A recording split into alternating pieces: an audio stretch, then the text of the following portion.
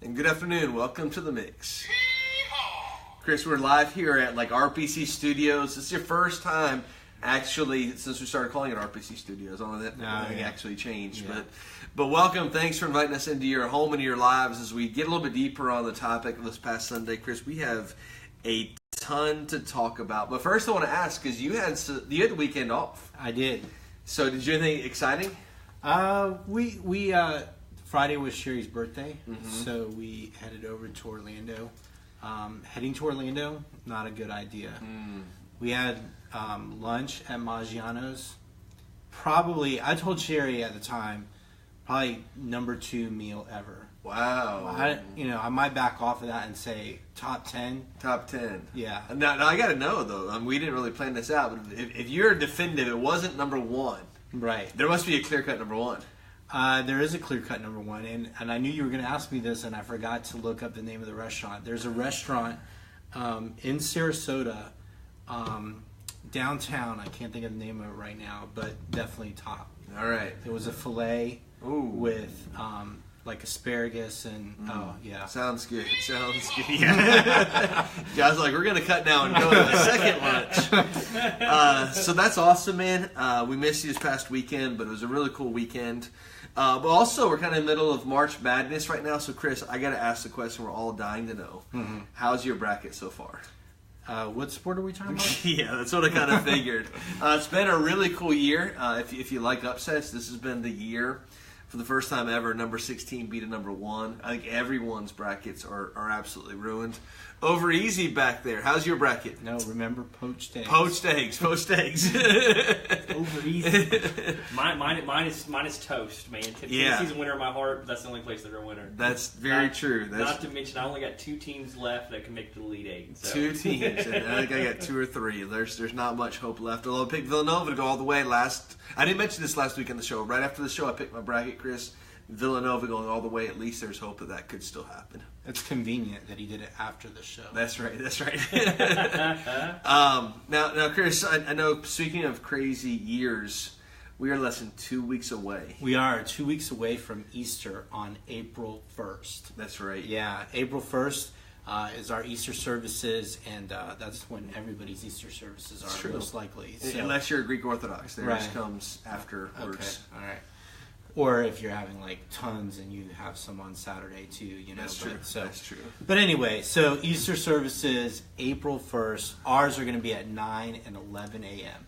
So our regular times are 9 and 10:45 a.m. So we're just bumping that second one back just an extra 15 minutes just to accommodate the crowds and all that stuff. If you get here at 10:45, go ahead and get here at 10:45. That's right. If you get here at 11, get here at 11. No, I was just saying get here at 10:45 too. That'd be okay because. Well, we don't want to push them too much. That's right. So, that's right. But So and by the way, we handed these out yesterday, and we've been talking about these the last couple of weeks. But we have these Easter invite cards. We'll use these a lot this coming week as well. These Easter invite cards that you can use to basically invite your friends and family out. It has the times and all that stuff on it, but then specifically you can put your name on there, let them know, when you're going to be here so that they can join you for that service. So, and then also coming this week, we have another opportunity that you can use to kind of this is a step above the invite card. We're doing something called egging of people's houses. Now, it's not like the egging you did, when you were a teenager, okay? It's where you're going to someone's house and you're kind of hiding eggs, and the whole idea is kind of really for their kids, but it's just kind of a fun way to invite people out for our Easter services. So we'll explain all that this coming Sunday. So yeah, this coming Sunday, speaking of which, we're kind of talking about the idea of building relationships and bringing people to Jesus. It's something we're all called to do. I would, as much as possible, I know that if your kids go to school in Polk County, next week's spring break, and so it's really easy to say, man, we're going to be gone for that week. I'd encourage you, if at all possible, be there for this Sunday and for Easter Sunday. Right. This Sunday we talk about the idea of building relationships and bringing people to Jesus, and some interactive ways for us to do that. It's not simply enough anymore just to say, well, invite someone to church, they might or might not show up. It's actually being involved in people's lives, caring about them and inviting them to come and see what God has done in your life and be part of the discipleship process. So we're going to talk about that this coming Sunday, and we're going to, at the end of the message, give an interactive way for people to kind of participate and to begin a week of praying for those people. So be there this coming Sunday. We kind of wrap up this portion as we head up into Easter of kind of building and bringing. This coming Sunday, we'll talk about that as a message. If at all possible, be here this Sunday, 9 and 10:45 this week, 11 o'clock the week of Easter. Okay. So I know, even though I wasn't here, I know yesterday you guys had a meeting, informational meeting about the Honduras trip. Tell us a little bit about that and what they need to know if they missed the meeting. Yeah, we actually videotaped the meeting. A couple people couldn't be here. Yeah, I saw that. So I think it's on Alan's page. Alan Tackett's so we'll make Facebook sure. page. We'll maybe put it in the comments here too, so that you can find it. Really great informational meeting. A lot of information about what's happening. We're going to be in Honduras this year from November 14th to 21st. The first deadline is going to be coming up here pretty shortly, the week after Easter. We have a $100 deposit due, so we do want to make sure that we get that in here pretty quickly. So if you missed that trip, missed the meeting, or maybe you weren't even aware of it, and you're like, man, that sounds like something I'm interested in. It looks like we probably have one of our healthiest teams ever going this year. Our goal is to be able to build at least 2 homes while we're there. So we could still use more people. If you'd like to join us, let us know that. But definitely have to get that deposit in very soon. Okay. All right, cool. Chris, we got a couple of big events coming up post-Easter. Yeah, we do. We have a couple of things coming up after Easter. One of them, and really both of them that we're going to tell you about, is really kind of more of a save the date kind of thing. The first one is April 14th. We're planning another, for those of you who've been around for a little while, we're planning another great date night. So get that on your calendar. We'll get into all the details of that after Easter, but go ahead and get that on the calendar. Be planning for that, and we'll let you know more about it. Saturday, April 14th. Right. So, and then the other one is on May 5th. Is the Mom's Brunch and Munch. Yeah. See, I tried to remember and I still mess it up. So it's the Mom's Brunch and Munch. Okay, on May 5th, it's going to be at 10 a.m. Again, stick that on your calendar. We'll give you more details about that. But one thing I did want to let you know is this: Jenny Matthews is kind of heading that up this year, and she's kind of looking for some people to help out a little bit with the food and that kind of stuff. So if you're interested in helping out with that, you can contact Jenny Matthews. You can get with us if you don't know her, and we can get you hooked up with her. But otherwise, go ahead and get in touch with her, and she'll let you know what she needs help with. So all I'm saying is Mom's Brunch and Lunch on Cinco de Mayo. I better be having a breakfast burrito. That's all I'm saying. So good stuff. A lot of exciting things coming. You could have done the other one. Did you just say at Mom's Munch and Brunch? No, I said Brunch and Munch. Brunch and Munch. Either way, that's not my point. Hey, you better have a breakfast burrito? There better be breakfast burritos available. Okay, just making sure. I got you. He can't even get the order right now. We're 1/3 of us. So, all right. So obviously, yesterday was we kind of wrapped up this whole series that we've been talking about in the last 4 weeks. This idea that 4 easy steps to wreck your life. And obviously, that wasn't our goal, was for you to wreck your life, for us to kind of give you some ideas of stepping in and stopping some of this stuff. And so yesterday, we kind of wrapped up with kind of the Whopper topic, the biggest one. But it was a necessary topic, something that we needed to cover. And we talked about this whole invasive issue of pornography because it's become such a big deal in our culture. And so for those of us, for me especially, I haven't listened to it yet. So give us a little recap of what the message was all about. Yeah. First of all, I mentioned at the beginning, at the outset, if you weren't able to be there, I mentioned that we initially, when we planned out this series, we planned on talking about a lot of different types of sexual sin. But when we studied out the amount of information that was available just on this one topic, that literally we could have talked about this topic for the next month. Like we at some point probably do a series on something like this. And really a couple of, and I said this yesterday, I'm not a big statistics person because we can cite statistics and they kind of go in one ear and out the other. Like I can't really quantify what is 68%. Sometimes they're so overwhelming. Right. What is 68%? What does this amount of hours look like? Like it just gets confusing. So I don't use a lot of statistics, but when I read this one, that the study was done that showed that in the previous 6 months prior to this study, that 98% of men, and I think it was 73% of women, had viewed some sort of pornography in that 6 month period, just in 6 months. That means that almost every male and most females had viewed in a 6 month period, had viewed some sort of pornography. It doesn't mean they were addicted to it. It doesn't mean it was a habit, but it meant that they were viewing it.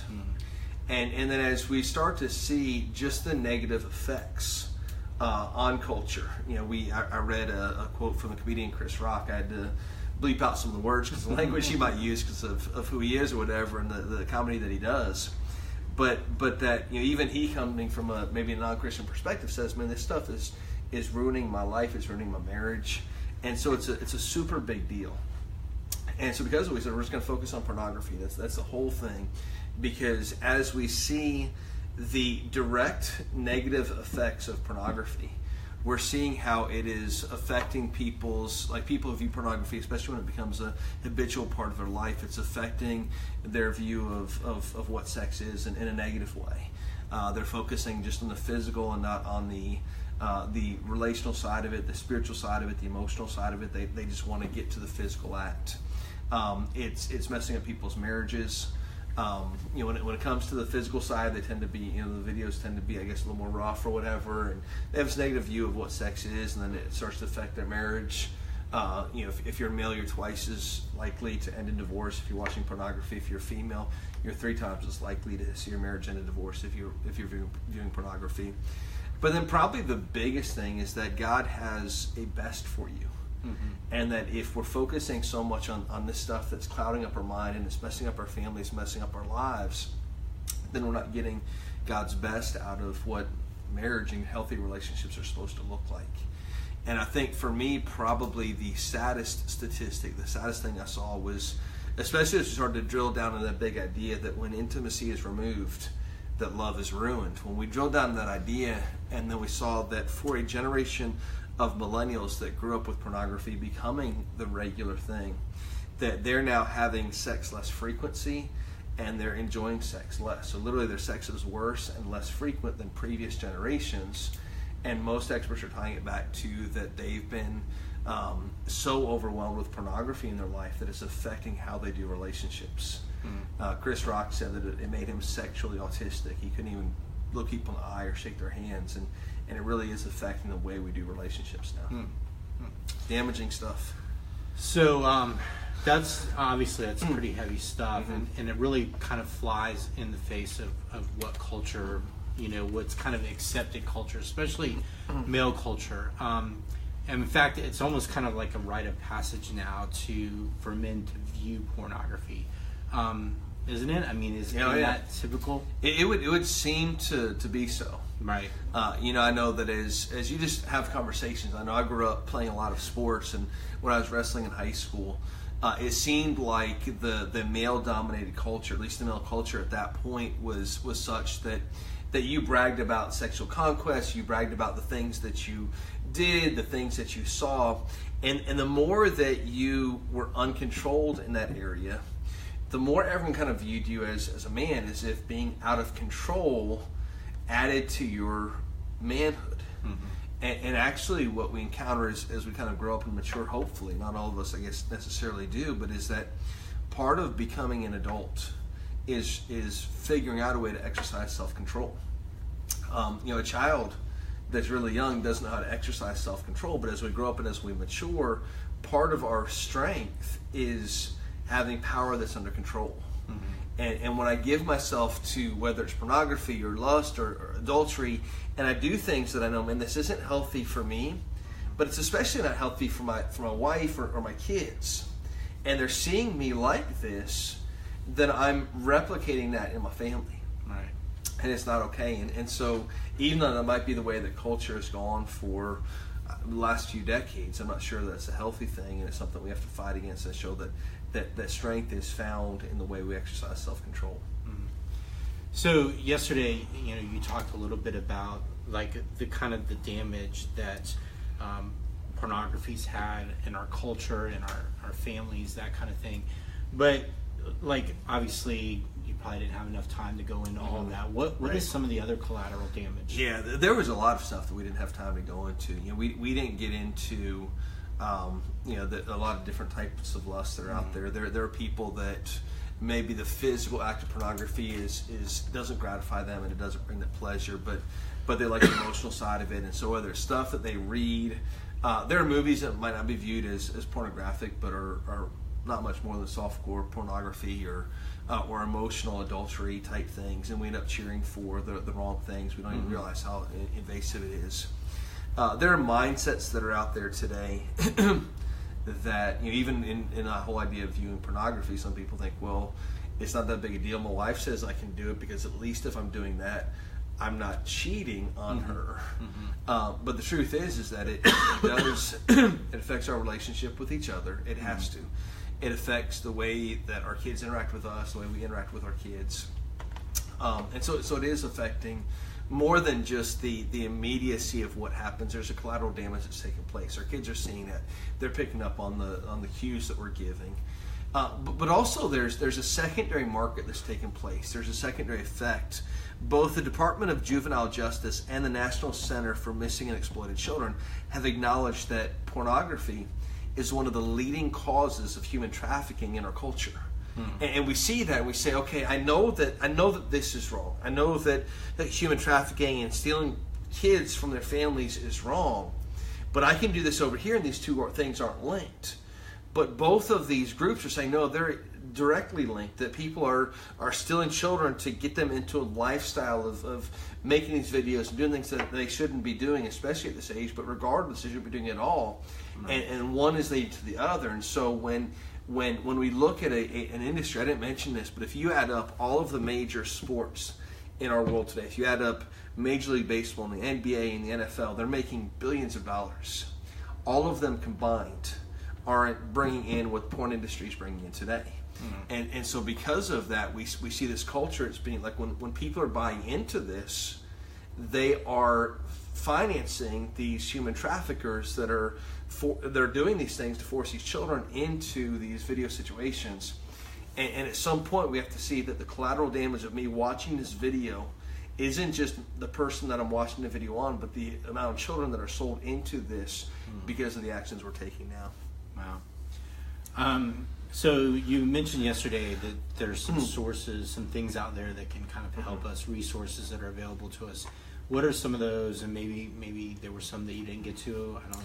Yeah, I had a chance at the very end yesterday to talk about this, but I wanted, before I get into some of these things, I just want to, because I know there are people that are probably watching.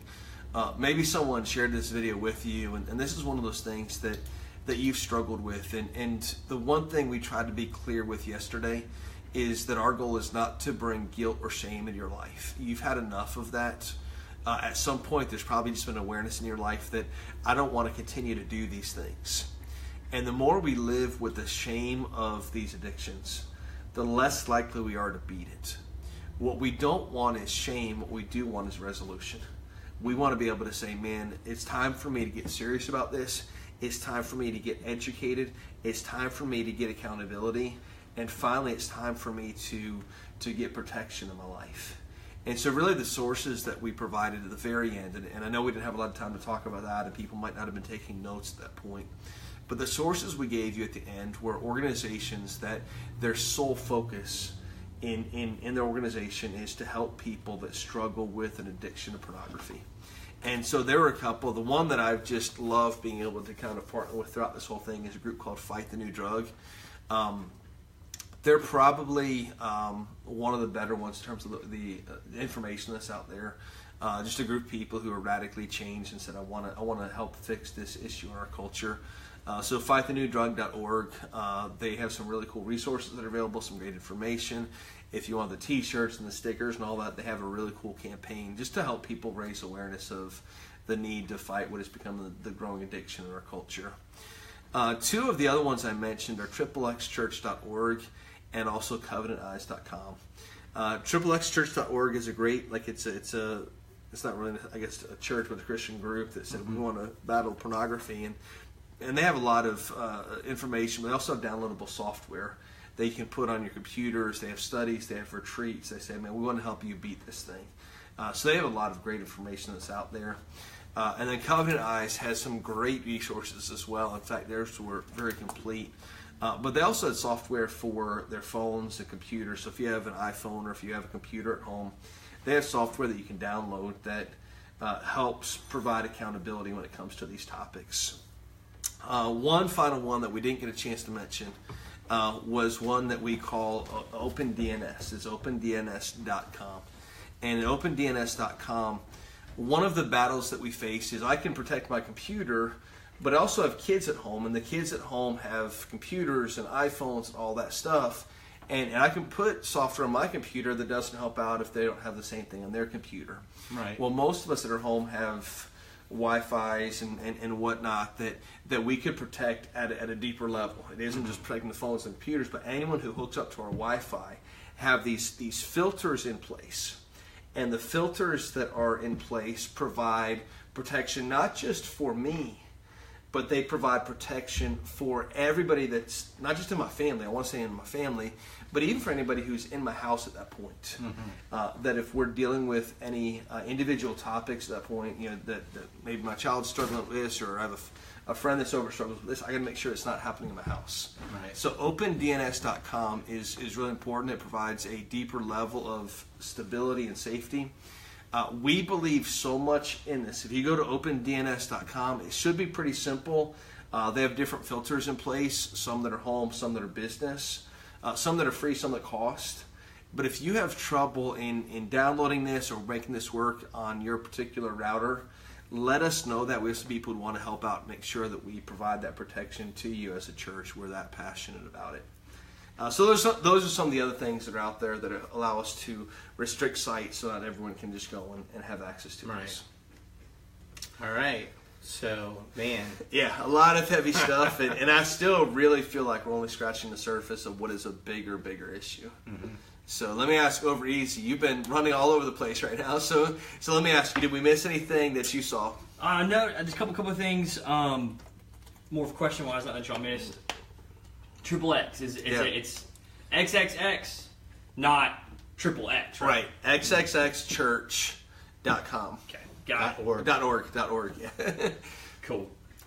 So just clear that up for everybody that's watching, and then also Chris. Jessica Little said, "Is it Yoders over in?" No, that's not the place. I almost guessed that, but when he said filet, I was like, probably not. I'll look it up and I'll post it in the comments. Definitely. Of course, you've been because it's Amish apparently. So. it is Amish, but I do know Yoders. I've never been there. I've wanted to go. I've never been there. I've never been to Yoders. I've been to Miller's, which is in Bradenton. Similar. Yeah, definitely. And then the last thing, and this is just more to correct earlier. This is Chris's second episode that says we've deemed this RPC Studios. RPC Studios. He was here the first week. So I thought I made that up on the fly last week. No, it was 2 weeks ago. Apparently, I stand Chris corrected. is just too nice to say so. But other than that, it's all good. Listen, if there's anything we can do to help you out, I know we had an overwhelming response yesterday, but it's one of those things we don't like to talk about. And if you need confidential, just someone to talk to, we're always available. If you need help with any of this stuff, we're here to be able to help you take those next steps with Jesus. We say this all the time, but we believe that following Jesus makes us better, but also makes us better. Makes our lives better, but makes us better at life. So with that being said, we'd love to see you this coming Sunday, 9 and 10:45.